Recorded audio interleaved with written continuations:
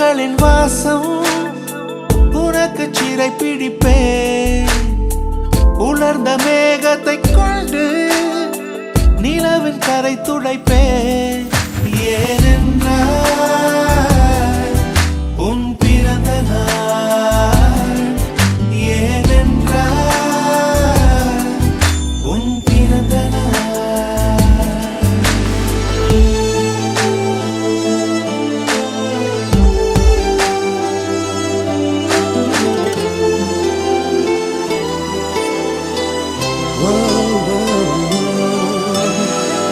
கிளை ஒன்றில் மேடை அமைத்து ஒளி வாங்கி கையில் கொடுத்து பறவைகளை பாடச் செய்வேன்.